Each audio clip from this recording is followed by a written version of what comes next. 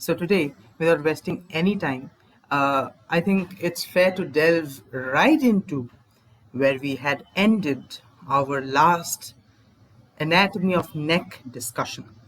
So if you have watched the previous video, let me actually kind of, take you down the memory lane and actually recollect what we have actually learned in the last video. We actually learned about some of the superficial structures related to the neck.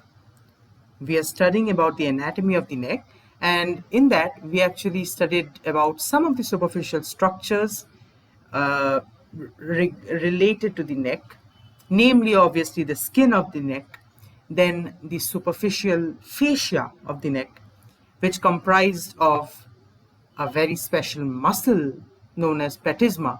We went into details about that muscle. And then we also discussed about the cutaneous nerves and their distribution in the neck. We talked a little bit about the triangles of the neck because, a little bit of the knowledge of the triangles of the neck was required for learning about the platysma muscle and how it is actually deployed in our body.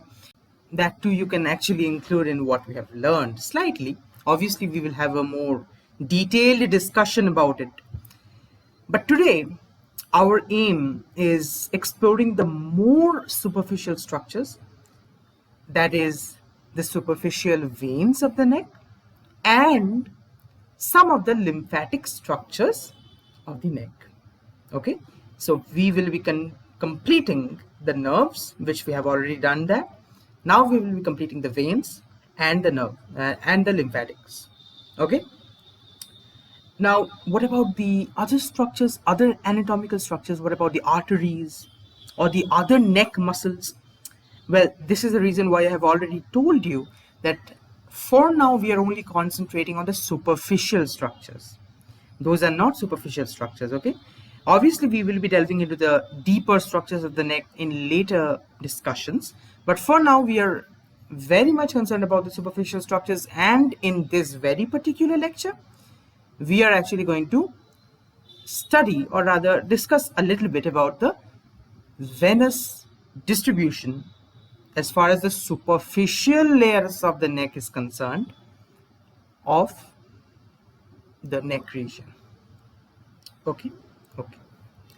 So I would like to draw all of your attention to all the blue structures that you can obviously see and make out to be the different veins. However, we are interested in one very special vein, okay?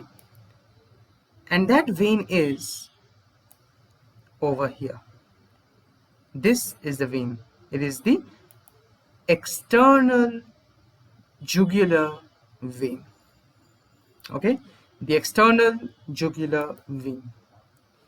Why we are interested with this very particular vein is because, as I've already said to you, that in this discussion we are very much concerned with the superficial, I repeat, superficial venous drainage. Okay, the superficial veins. There are a lot of other veins pertaining to the neck and head region. But since they are all deeper structures, so we are not going into the details of those vessels. Okay. On the contrary, we are delving into the external jugular vein, since it is the superficial venous drainage of the head and neck region. Okay. So we will be talking about this vein, that is the external jugular vein. Okay. Now listen to me very carefully. See, we all know about the heart, right? We all know about the heart. Let me show you the heart. Okay. So now that we have cleared out a lot of the anterior structures from the thorax, we are left with a quite beautiful animated model of the heart. I really am very impressed with the animated beating heart of this model. Fascinating. Anyways, so this can be very well visualized that this is the heart. Why I'm taking my discussion to the heart is because it's better to link things and then study, right?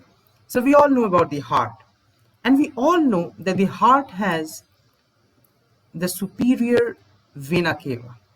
Which is the superior vena cava? This. Very, very distinct, right? We all know about the superior vena cava.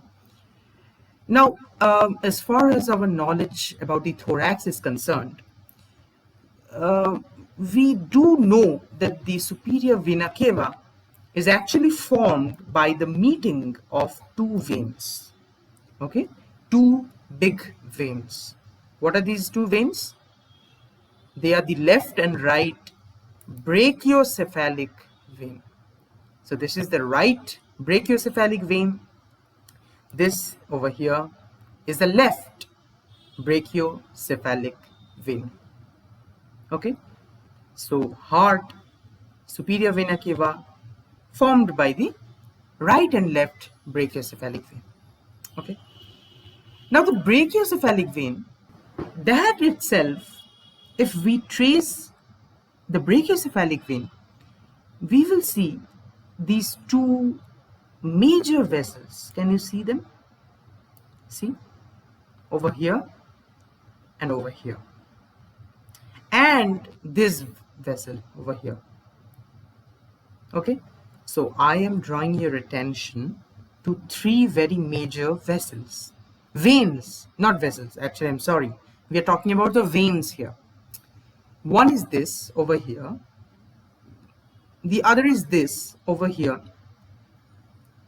and the other is this horizontal arched. Okay, this vein, which is actually arising or rather coming from the upper limb, this is the subclavian vein. Okay, so this is the subclavian vein. Obviously the name subclavian vein, it does not have the same name all throughout. Here it is known as the axillary vein. See, this here it is known as the axillary vein. Okay, so this over here is the subclavian vein, right? Now listen to me carefully. This subclavian vein, you can all see it is joining with this vein over here, not this vein, to form the brachiocephalic vein, right? So the subclavian vein is actually joining with the internal jugular vein over here. See, the internal jugular vein and the subclavian vein together, they join to form the brachiocephalic vein. Why I am telling you about all this is because our discussion will be about the external jugular vein. The external jugular vein, you can all appreciate the fact that it is draining in the subclavian vein. See? So, do you get the entire picture now? Listen to me. Our discussion is regarding the external jugular vein because our discussion is actually pertaining to the superficial venous drainage of the neck. And in that, external jugular vein plays a major role. When we will be talking about the deeper blood supply, we will be talking about the internal jugular vein. Okay? When we will be talking about the blood supply of the thorax, then we will be talking about the brachiocephalic vein. When we will be talking about the blood supply to the upper limb, we will be talking about the subclavian vein, the axillary vein, cephalic vein, basilic vein, etc. But for now, we are concerned with the external jugular vein. So I want all of you to connect the dots here. That is, the external jugular vein is itself a tributary, or rather it is actually joining the subclavian vein. So it is draining in the subclavian vein. But the subclavian vein itself joins with the internal jugular vein to form the brachiocephalic vein. And the brachiocephalic vein of the two sides, obviously these are all, bilateral structures. Of the two sides, the two brachiocephalic veins join to form the superior vena cava, and the superior vena cava will drain in the right atrium of the heart. Okay? So, what do we learn from this? We learn how the blood vessel, which the vein about which we are going to study, is linked to the general circulation of the body. That is all that I want all of you to appreciate. Now, let's talk about the external jugular vein in a little bit more detail. Okay. So since this is a vein, a vessel, an anatomical structure, we have first talked about how it terminates, that is in the subclavian vein. But how is it formed? Right? For terminating, for ever existing, it has to be formed first.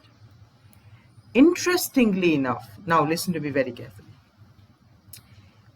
There are two formative tributaries of the external jugular vein. That means it is formed by the union of two veins. The names of these two veins, what I always try, how I personally remember this is, see, the location as to where the external jugular vein is formed will act as a tremendous memory aid to remember as to what the formative tributaries of the external jugular vein are. Interesting? So listen to me.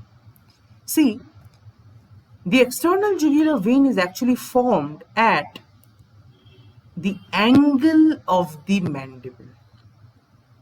Okay, so it is formed at what we call to be the region of the angle of the mandible. So when we had studied about the mandible, we had talked about the body of the mandible, this part over here, and the rami of the mandible, this part over here. So over here, there is a sharp angle of the mandible, right? In the rami portion of the mandible. That is known as the angle of the mandible. And you can well appreciate that the angle of the mandible is the level where the external jugular vein is being formed. Okay. There is another anatomical structure related to the location of formation of the external jugular vein, and that is not visible here. That structure is the parotid gland. Okay. So what textbooks actually claim is that the external jugular vein is formed at the substance of the parotid gland at the angle of the mandible. Okay? Am I understood? I hope so. Okay. Now, why I brought this up is obviously to make you guys, realize as to the location of the formation of the external jugular vein. Obviously, that's a piece of information that you are going to remember. But there is another selfish reason of mine to imbibe into you the location of formation of the external jugular vein. That is, the formative tributaries of the external jugular vein, the names of the formative tributaries, they are very interestingly related to the location. What I mean by this is, see, external jugular vein is actually formed by the union of what? The posterior auricular vein over here. The posterior auricular vein and what we call to be the posterior division of the retromandibular vein over here. See? The posterior division of the retromandibular vein. Now, these are pretty heavy names. So how are you going to remember this? That is why I was stressing so much upon the location of the formation. If you remember that the external jugular vein is actually formed at the angle of the mandible, okay, while you're palpating your own angle of mandible, see, that forms an audio-visual connection that the external jugular vein is formed at the angle of the mandible. Then automatically you can appreciate the fact that the major landmark, another major landmark which is actually related to the formation of the external jugular vein, is the auricle, right? See over here, the auricular cartilage, the auricle, the ear. So we can all appreciate that the auricle is one major landmark which is associated with the formation of the external jugular vein. Now, see, auricle is there. Posterior to that, somewhat posterior to that, the external jugular vein is being formed. So, what vein can be a tributary? Posterior, auricular. Are you getting what I'm trying to do here? I'm trying to actually connect the location of formation of the external jugular vein with the actual formative tributaries of the external jugular vein. So the posterior auricular vein is one of the formative tributaries of the external jugular vein, because it is actually being formed where? Posterior to the auricle. Done. Now, the other tributary that we were talking about, see, I already said that the external jugular vein is being formed at the angle of the mandible, right? So if it is at the level of the angle of the mandible, can we all appreciate the fact that the external jugular vein is actually formed behind the body of the mandible, behind major part of the mandible? Can we all appreciate that? I hope we can. Of course we can. Just feel your angle of the mandible. Just feel your angle of mandible. You do? Okay. So can you all appreciate that any structure which will be at that level will automatically be considered posterior or behind the entire mandible, right? Now, the term behind, this actually, haunts me. This is not suit. Behind, what other synonym can we think of behind? Yes, of course. Retro. So behind mandible, retromandibular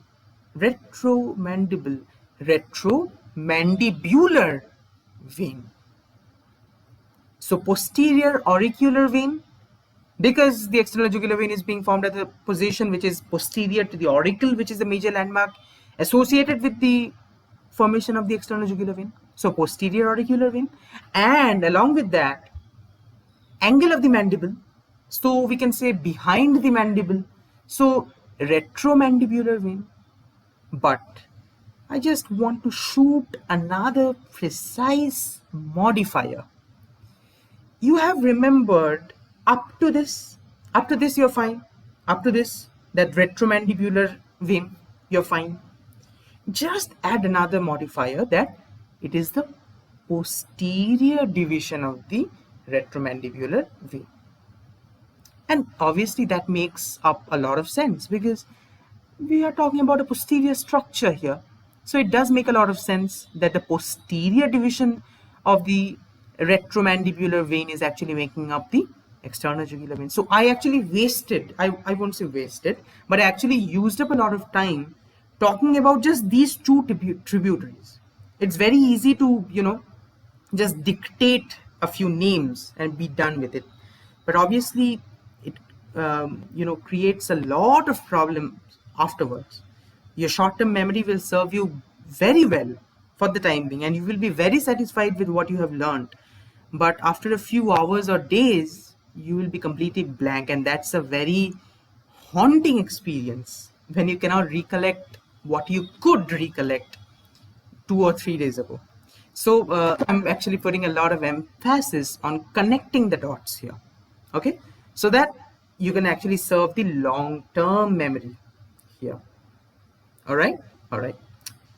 So the posterior auricular vein and the posterior division of the retromandibular vein together, they are forming the, over here, the posterior auricular vein, and over here we have the posterior division of the retromandibular vein. Together they are forming the external jugular vein. Okay, now look very carefully at how the external jugular vein is descending downwards. It is pretty straight, right? It's pretty straight. It's quite straight structure. So it is descending down vertically across or along, or rather crossing, which muscle? Over here. What is this muscle? Very good. The key muscle of the neck, sternocleidomastoid. Okay, so this is the sternocleidomastoid, and the external jugular vein is actually crossing down, or rather running down, the sternocleidomastoid. Okay. Okay. Now there is another muscle which is actually related to the what we can call to be, or rather say to be, the external jugular vein. That is this muscle, platysma. See, I have actually, obviously I had to remove the platysma muscle of the left side over here, so that we can actually visualize the external jugular vein. But you should all appreciate the fact that platysma muscle is actually covering this entire thing over here. Okay, so obviously the external jugular vein is running down across the sternocleidomastoid, but obviously under the cover of the platysma muscle. Now I would like to draw your attention to a very important action, or rather very important thing, that the external jugular vein is doing over here. And you can well see this. See, external jugular vein is piercing this fascia, which is the deep cervical fascia. See, the deep cervical fascia of the neck, that is being pierced by the external jugular vein. We can well appreciate this. We will be talking about the deep cervical fascia later in the later discussions, but we can well appreciate this.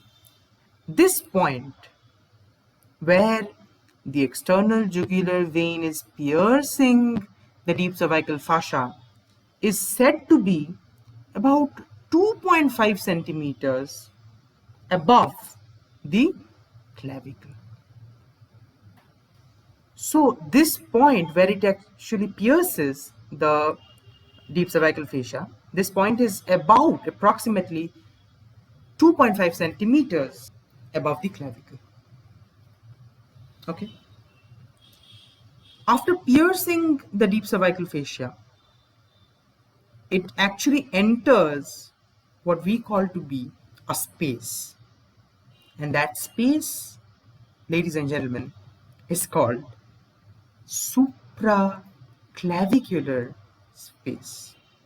So this over here is the clavicle, and above that, under the cover of the deep cervical fascia, we have a space known as the supraclavicular space.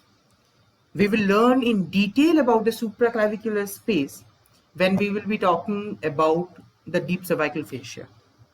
Okay, and that hopefully will be in the next lecture itself, next discussion itself. So it is piercing and it is entering the supraclavicular space. Okay, and finally it is terminating obviously in the subclavian vein over here, right? And the subclavian vein is then joining with the internal jugular vein to form the Brachiocephalic Vein. Okay, that is how the course of the external jugular vein is designed. Now, let's talk about the other tributaries of the external jugular vein. We have talked about the formative tributaries of the external jugular vein, which is, again, let me repeat, the posterior auricular vein and the posterior division of the retromandibular vein.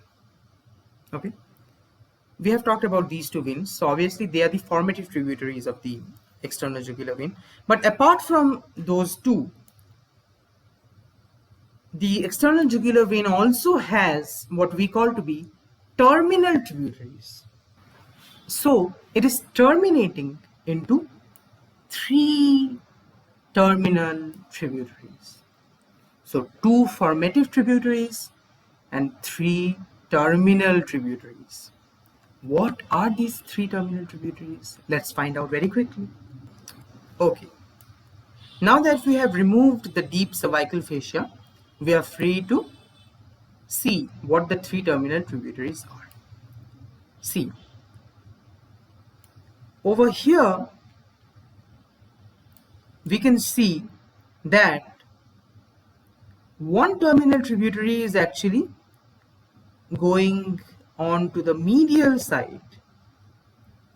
That terminal tributary is known as the anterior jugular vein.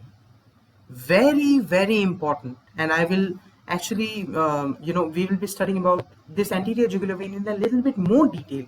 Then we study about the other veins in this discussion. Okay, so we will be coming back to this anterior jugular vein to talk about independently a little bit later. So anterior jugular vein, for now, all that you have to know is this is one of the terminal tributaries of the external jugular vein. Okay, so this over here is anterior jugular vein. What is this one over here?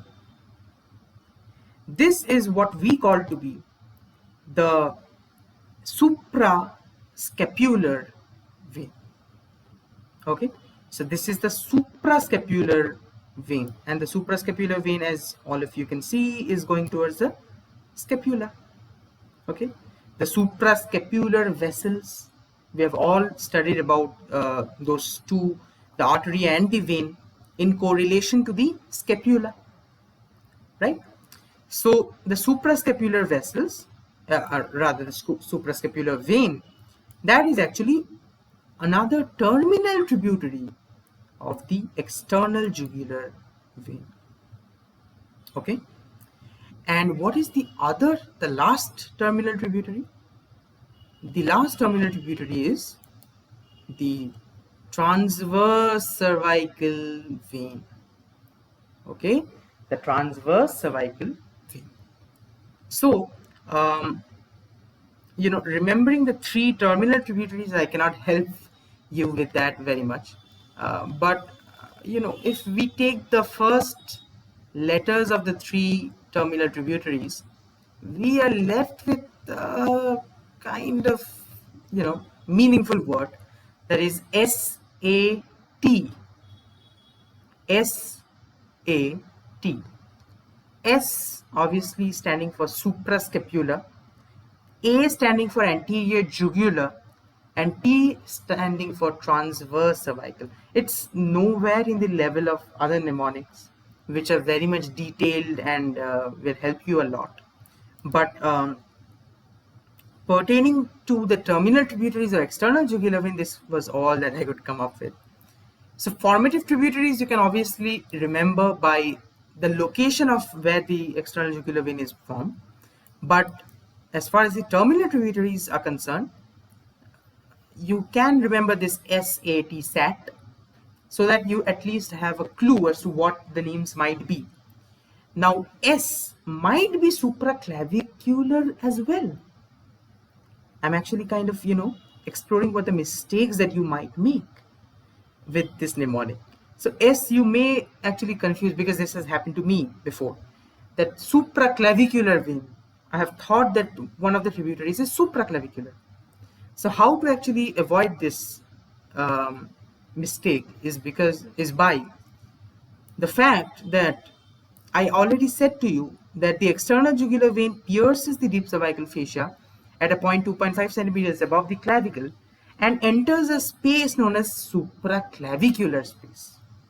So in the supraclavicular space, it will not give a vein known as supraclavicular vein. That will be too much alike, right? We don't want too much symmetry. A little asymmetry, let that remain, okay? So although it actually enters supraclavicular space, but it gives off a suprascapular tributary, okay? So that hopefully should clear out the supraclavicular vein being a tributary confusion from your mind. And as far as the other veins are concerned, see, anterior jugular vein, let me show you. We'll be talking about this again. We'll be talking about this right now. Anterior jugular vein, this is so important that it's worth remembering on its own. Okay, it is worth remembering on its own. Whereas the transverse cervical, we have already talked about the transverse cervical nerve when we talked about the cutaneous distribution of the neck. So the transverse cervical vein is one of the terminal tributaries of the external jugular vein. I think that should not be any reason for a confusion. Okay? Okay. Now, what about other tributaries? We talked about the formative tributaries. We talked about the terminal tributaries. But can there be other tributaries of the external jugular vein? Of course. There can be, and there are other tributaries of the external jugular vein, although surprisingly enough, this model does not show it very well. Okay, so hear me out. See, the other vein that the model actually shows us is this vein. This vein is a communicating vein. It is actually a communicating branch coming from none other than the facial nerve, or rather the common facial nerve. See, this over here is the common facial nerve. The common facial nerve is then obviously, splitting up into this facial. Oh, I'm sorry. Was I talking about the nerve? I'm so sorry. Common facial vein. So it's actually the common facial vein that we are talking about. So obviously, a communicating branch from the common facial vein that is actually sometimes connecting the external jugular with the common facial. Okay, so this communicating branch may or may not be present in this model. It has been shown, but that does not necessarily mean that this is a compulsory structure. However, this communicating branch, this is often present. It is often present, but it does not connect the external jugular vein with the common facial vein as shown here. Most of the times it is actually connecting the, see, anterior jugular vein with the common facial vein over here. Okay, so let me get this straight for all of you. There is nothing to be concerned about. There is nothing to be confused about. I was talking about the tributaries of the external jugular vein. We talked about how it is formed. We talked about how it terminates. We talked about where it is piercing the deep cervical fascia. We talked about which space it is actually traversing into. Then we are talking about the tributaries of the external jugular vein. In that discussion, I talked about the thing that is given over here in this model, that is the communicating branch. A communicating branch from which vein to which vein? From the common facial vein over here, connecting the external jugular vein over here. However, I said that many times this communicating branch, although it is present in our body many times, but most of the times it does not connect the external jugular vein. Most of the time it is actually connecting the anterior jugular vein with the what? Yes, the common facial vein. Okay. However, in this model, it has been graciously shown that the communicating branch is actually connecting the external jugular vein. That is why I actually talked about this. Now let's talk about a few veins which this model does not show, but they are tributaries of the external jugular vein. See, apart from the formative and terminal tributaries, the external jugular vein has somewhat two more tributaries. They are, number one, posterior external jugular vein, and number two, oblique jugular vein. Very interesting name selection. See, all of them, they are jugular. They have the term jugular in their names. That makes it slightly easier to remember them. So the two tributaries that I'm talking about, they are not shown over here in this model. They are, see, we are talking about which vein over here? External jugular vein, right? So a tributary of the external jugular vein is named as posterior external jugular vein. So that is quite convenient for us, right? We are talking about the external jugular vein, and a tributary of the external jugular vein is posterior external jugular vein. Could not have been more convenient. Okay, so that's that. And another tributary is the oblique jugular vein. Okay, so how many jugular venous structures did we come across in this discussion so far? Let's make a quick mental recap. We talked about, obviously we are talking about the external jugular vein. We talked about the internal jugular vein. We talked about over here posterior external jugular vein, and we talked about oblique jugular vein. Okay. So that's perhaps all about the external jugular veins tributaries. However, let me actually tell this to you, that sometimes what is seen is that sometimes the occipital vein is sometimes seen as a tributary of the external jugular vein. So this over here, the occipital vein, as you can all see, sometimes it is a tributary, considered a tributary, or rather it actually drains directly in the external jugular vein. Okay, but here we can see that it is draining in the posterior auricular vein. Okay, but sometimes it can be lower and it can drain in the external jugular vein. So that is a variation that is sometimes seen. Okay. Now let's talk about the doctor stuff. The doctor stuff, that is a clinical correlation of the external jugular vein. The knowledge that is actually going to come in handy later. Okay. Now the clinical correlation of the external jugular vein is surprisingly high. It is quite relevant clinically. Okay. Remember when I said to you that over here the external jugular vein pierces the deep cervical fascia 2.5 centimeters above the clavicle? It turns out, although here a distinct hole has been shown so that people can appreciate that the external jugular vein is piercing, but in practice, in the normal human body, very interestingly enough, the walls of the external jugular vein are adhered to the deep cervical fascia at its point of piercing. Very interesting. It is actually adhered to the deep cervical fascia's opening over here.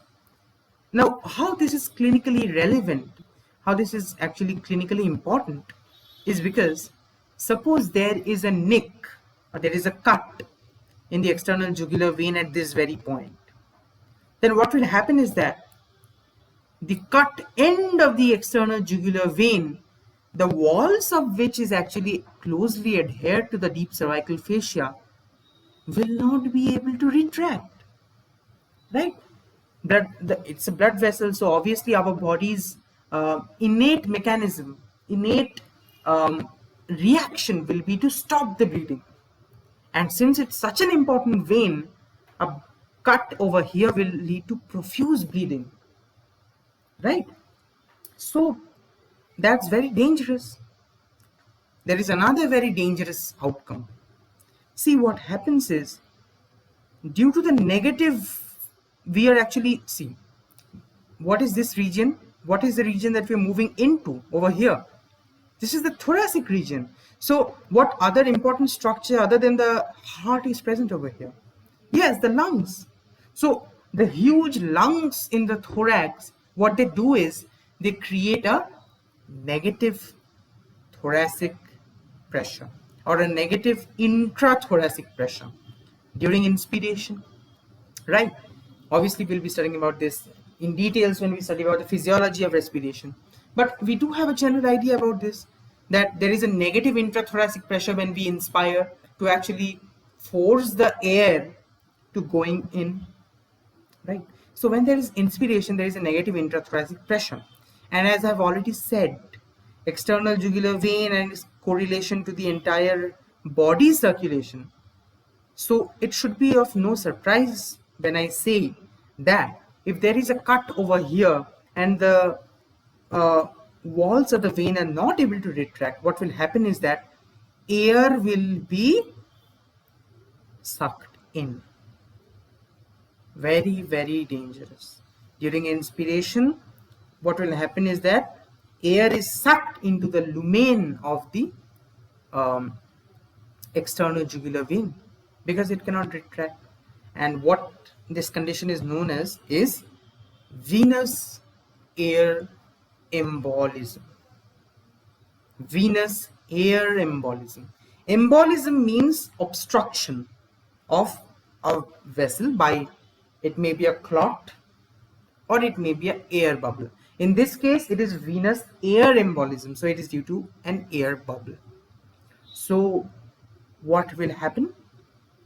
It will lead to profuse complications. So blood will not be able to circulate. And since this part cannot retract and venous air embolism is actually present over here, what will happen is perhaps the death of the patient. That is how important the external jugular vein is. Okay. So the first clinical correlation point that I would like all of you to actually appreciate for the external jugular vein is the venous air embolism. Okay. Okay. Now over here we're talking about the left external jugular vein.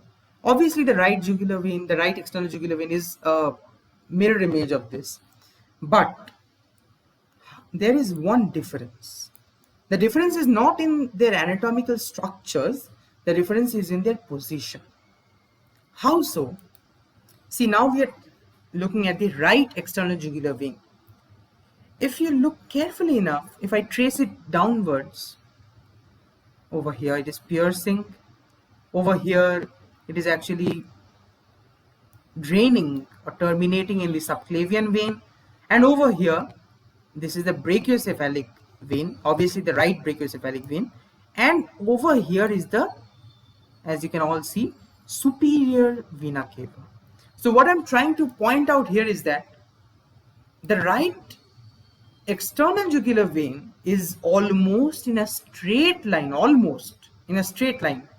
with the superior vena cava. And this fact is actually exploited in what we call to be central venous cannulation. Okay, central venous cannulation. The right external jugular vein is actually used for that, and a structure is actually inserted into the right external jugular vein so that there can be an entry into the heart from there. And since this is almost in straight line with the superior vena cava, which is a direct passage to the heart itself, so this vein is used. Okay. However, obviously the cephalic vein is the more commonly used vein in case of catheterization or cannulation. Anyways, so but this vein is still quite useful. Okay. Okay. Now, so this is the second clinically relevant point about the external jugular vein. And the third point, as far as the clinical relevance of this vein is concerned, is that this external jugular vein used for X, it is actually used for assessing the venous pressure. Okay, listen to me very carefully. See, what happens is that in normal condition, if a patient is lying down, what happens is lower one third of the external jugular vein is filled with blood. If the patient is lying down, in normal condition, it has been seen that the lower one third of the external jugular vein is blood filled. However, when the patient is actually resting at about 45 degrees angle, it has been seen that the lower one third part of the external jugular vein collapses. That is, there is no blood present over there. That is, it is drained in the subclavian vein. Okay, that is at 45 degree angle resting.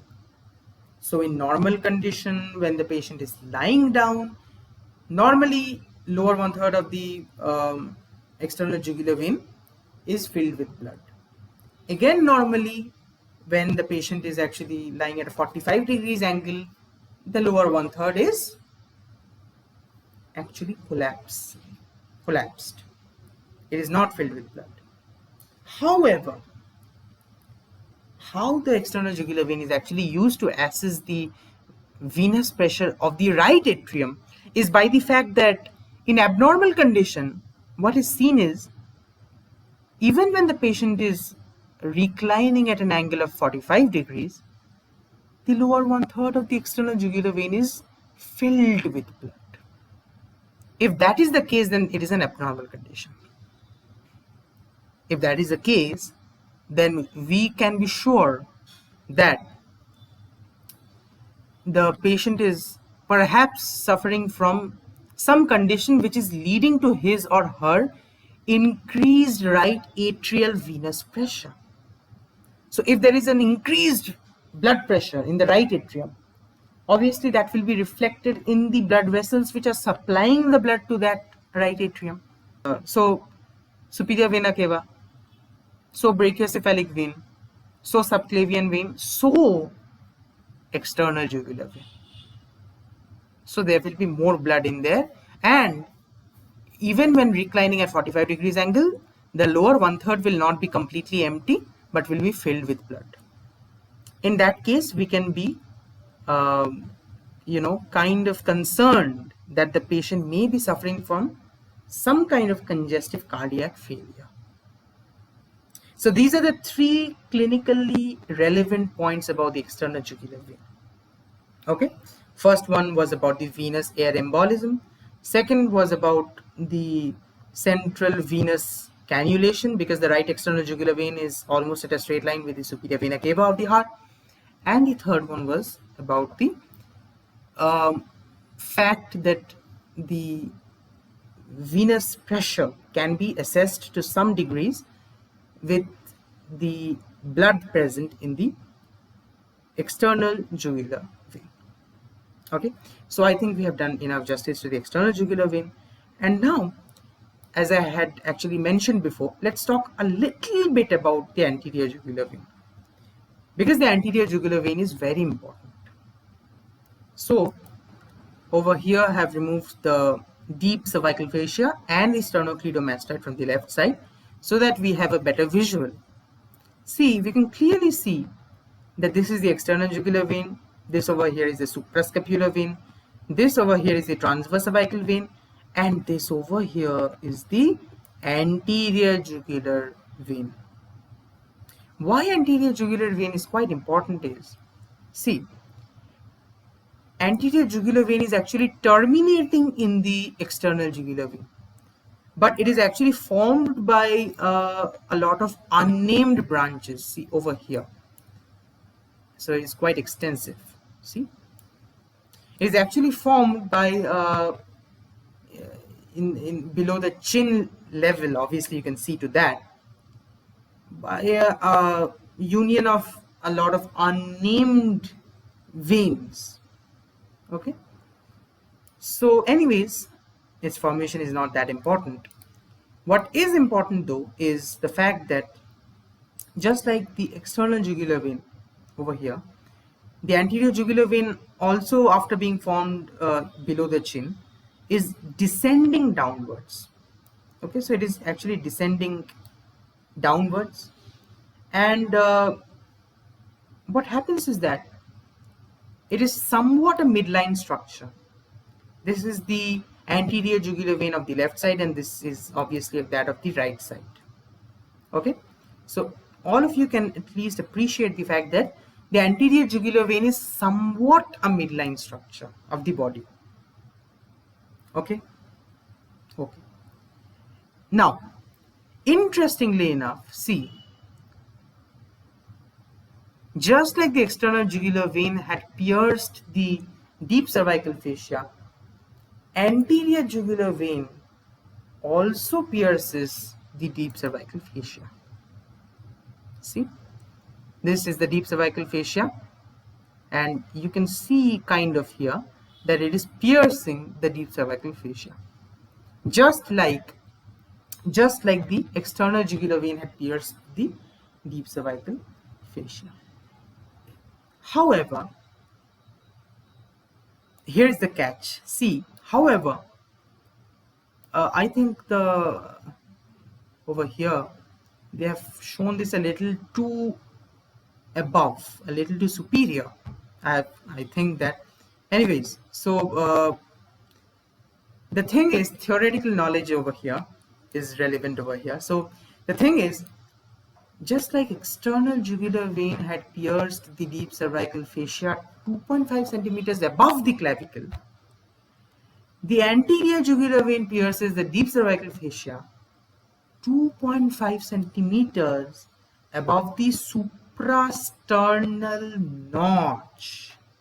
So this over here is the manubrium of the sternum, and we can already see that this over here, this is roughly denoting the suprasternal notch. Obviously, there are a lot of structures over here which are guarding it or hiding it away, but our focus is not to go into the detail of that. We just want to appreciate that the suprasternal notch is present somewhat over here and 2.5 centimeters above. So you can also, well appreciate that the level where they have shown the piercing of the anterior jugular vein, that is too superior, because this is definitely more than 2.5 centimeters. So anyways, about 2.5 centimeters above the suprasternal notch, the anterior jugular vein is actually piercing the deep cervical fascia, and above 2.5 centimeters above the clavicle, the external jugular vein had pierced the deep cervical fascia. Okay. Now, again, there is a similarity and difference. See, after piercing the deep cervical fascia 2.5 centimeters above the clavicle, external jugular vein had entered into supraclavicular space. The supraclavicular space, somewhat over here. Whereas after piercing the deep cervical fascia 2.5 centimeters above the manubrium, or rather the suprasternal notch, the anterior jugular vein enters what we call to be the suprasternal space of Burns. Okay, the suprasternal space of Burns. I think Burns is the name of someone, so I may be wrong. I have not researched about this. So, how interestingly synonymous these two veins are. Very interestingly enough, when we will be talking about the deep cervical fascia and the investing layer of the deep cervical fascia in later discussions, there also we will see what, that the deep cervical fascia is actually splitting up and forming two spaces, and these two spaces are supraclavicular and suprasternal. So pretty synchronous. That's what I'm trying to aim at here. So pretty easy to remember. Okay. Now, after piercing the deep cervical fascia, as we can all see over here, what's happening is that the anterior jugular vein is turning laterally. See, it is turning laterally, and it is actually terminating in the external jugular vein. Okay. Now, this is one part. But we can also see that the anterior jugular vein is not only terminating in the external jugular vein, but it is also somewhat going medially over here. Very interesting. See, it is also going medially over here and joining this vein, which is, yes, anterior jugular vein of the other side. So what we are seeing here, we are seeing that the anterior jugular vein, it is actually descending downwards, piercing the deep cervical fascia, turning laterally, and then terminating in the external jugular vein. But also a part of the anterior jugular vein is also turning medially and through a venous arch over here, through a venous arch, it is actually joining with the anterior jugular vein of the other side.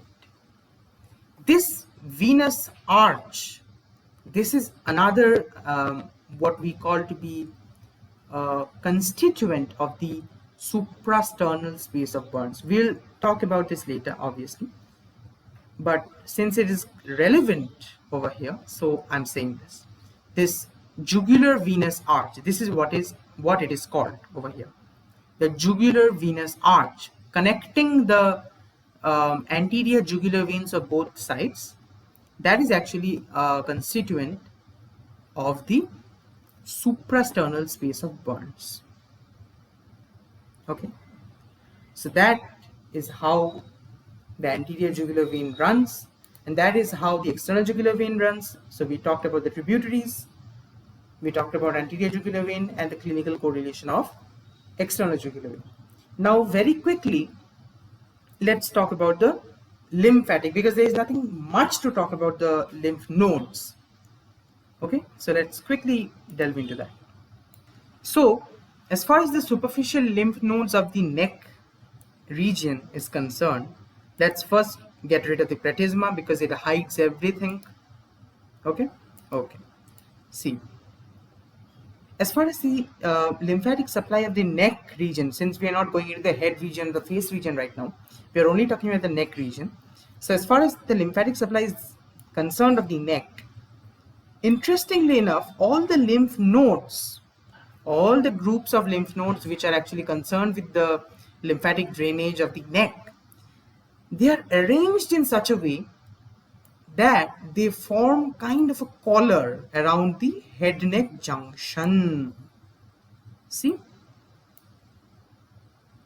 over here, this is the head region, this is the neck region, and at their junction, the lymph nodes, they are actually arranged in such a way as if they are forming a collar around the neck together. So this collar is actually called what we call to be the cervical collar or the pericervical collar. Okay, just like the collar of a shirt. Now, the lymph nodes of the neck, they are very organized, which is a good news. It makes it easier to remember them. How I'm saying they're organized is, see, a very good way to remember the names of these lymph nodes is, let me remove this one too. A very good way to remember the names is, you start from below the chin and keep on moving laterally until you reach the back of the skull, that is the occipital region. Okay, so that is the aid, that is again the memory aid that we are going to use to remember the names of the different groups of lymph nodes. So you start from below the chin. Okay, so we are starting from below the chin. What is the other name for this region? What is this region we had studied about in the mandible? Yes, this is the mental region. Remember the mental tubercles and the mental protuberance over here? So this is the mental region, right? So below the mental region, below the chin, the lymph nodes which are present, they are known as the submental lymph nodes. So these are the submental lymph nodes over here, and these are the submental lymph nodes of the left side. Okay, so these are the submental lymph nodes. Okay, now if I am to say a little bit about these lymph nodes, firstly, they're about 4 in number, although we are seeing only 3 over here, but I think they are about 4 in number. Okay, these submental lymph nodes, they are lying over which muscle over here? Can we all name this muscle? We had talked about this muscle when we had talked about the mandible. All right, so think about what muscle this is. This muscle over which the submental lymph nodes are present is what we call to be the mylohyoid muscle. Yes, remember the mylohyoid line at the interior of the body of the mandible? Mylohyoid muscle is over which the submental lymph nodes are situated. Okay, so that's that. Now, I said that you start from below the chin and you keep moving laterally. So when we move laterally, the next region that we encounter is the mandibular region. Mandibular region, but below the mandible region, that is the submandibular region. Yes, these are what we call to be the submandibular lymph nodes. Okay, see the submandibular lymph nodes, obviously they are actually related to, yes, the submandibular gland, right? So they are actually lying on the surface of the submandibular gland. So we first talked about the submental lymph nodes lying over the mylohyoid muscle. Now we are talking about the submandibular lymph nodes lying on the submandibular gland and fossa. Okay, and then if we proceed even laterally, now we come across, see, a landmark. Now listen to me carefully. See, the landmark that I'm talking about here is the auricle. I had talked about how the auricle serves as a big landmark for the formation of the external jugular vein, remember? Well, turns out in case of the lymph nodes also, the auricle is a big landmark, because after the submandibular lymph nodes, the lymph nodes in front of the auricle are called pre-auricular lymph nodes, or there is another name for them, parotid lymph nodes. These are what we call to be the parotid lymph nodes or pre-auricular lymph nodes. Okay, the preauricular lymph nodes. Okay, then we will obviously have lymph nodes which are behind the auricle, so they are called the post auricular lymph nodes, or a beautiful name is also given to them, or they are also known as mastoid lymph nodes. So these are what we call to be the post auricular or mastoid lymph nodes. So why it's mastoid? Because it is related to, yes, the mastoid process of the temporal bone, right? So it's a beautiful name, mastoid lymph nodes or post-auricular lymph nodes. So the pre-auricular lymph nodes, they are related to the parotid gland. So they are the parotid lymph nodes. And the mastoid lymph nodes, they are the post-auricular because they're behind the auricle. Okay. And last but definitely not the least, we come to the occipital lymph nodes. So occipital lymph nodes, they are obviously located in the occipital region. They are obviously located in the occipital region, right? And over here, although this has been shown to be present over the occipitofrontalis muscle, but actually occipital bellies are, or rather the occipital lymph nodes are supposed to be present over the trapezius muscle, which is over here. So I'm a little bit confused as to what this is, as to which is correct, because the textbook from which I studied claimed that the occipital lymph nodes actually lie above the trapezius muscle, but over here we can clearly see that it is lying over the occipital belly of the occipitofrontalis muscle. Anyways, now there is an interesting point regarding the occipital lymph nodes. Just one point, interesting. And that point is, see, in case of a disease known as German measles, the occipital lymph nodes, they are noted for becoming palpable. So very interesting point. See, occipital lymph nodes, all of these lymph nodes, they are normally not palpable. Normally they are not palpable. But in case of a disease known as the German measles, it has been seen that the occipital lymph nodes, they become palpable. Okay, so that's an interesting point which I thought could be shared. And obviously, you know, these different lymph nodes, they actually drain the lymph from different parts of the face and neck. I did not go into those things because you can already go through those, you know, very boring parts in the textbook itself, because I personally could not find any reasonable or logical way to, you know, remember, or at least, you know, get the impetus to remember from where these lymph nodes actually drained the lymph from. I think that is a little too much given in the textbooks, so I am skipping that part. But obviously you can go through your textbooks and find that out.